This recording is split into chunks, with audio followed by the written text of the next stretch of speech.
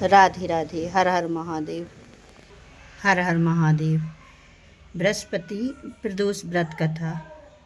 बृहस्पतिवार को प्रदोष का व्रत पड़ रहा हो तो उसे बृहस्पति प्रदोष व्रत कथा कहा जाता है। इस व्रत को करने से शत्रु भय नहीं रहता और शत्रु का नाश होने में भी सहायता मिलती है।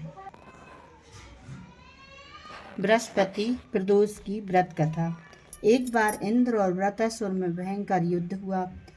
तब देवताओं ने दैत्य की सेना को पराजित कर नष्ट कर दिया। अपने विनाश देखकर वृत्रासुर अत्यंत क्रोधित हो गया और अपनी माया से उसने अत्यंत विकराल रूप धारण कर लिया। उसके विकराल रूप को देखकर सभी देवता भयभीत हो गए और उन्होंने बृहस्पति देव का आवाहन किया। तब बृहस्पति देव ने कहा, हे देवताओं, यह वृत्रासुर पूर्व समय में चित्ररथ नामक राजा था। एक समय चित्ररथ घूमता हुआ कैलाश पर्वत पर चला गया। वहां भगवान शंकर जी के शुभ रूप और पार्वती जी को विराजमान देखकर चित्ररथ हंसने लगा। चित्ररथ को हंसता हुआ देखकर पार्वती जी क्रोधित हो गईं।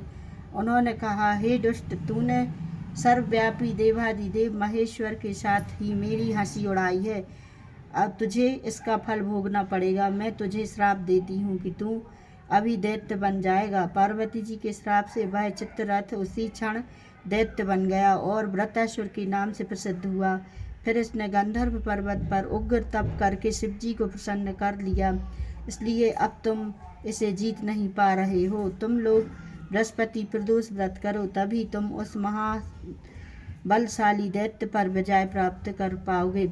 यह सुनकर सभी देवता प्रसन्न हुए और उन्होंने बृहस्पति प्रदोष व्रत विधि विधान से किया। तब उन्होंने दैत्य वृत्रासुर को विजय प्राप्त की और फिर सुखपूर्वक रहने लगा। हर हर महादेव।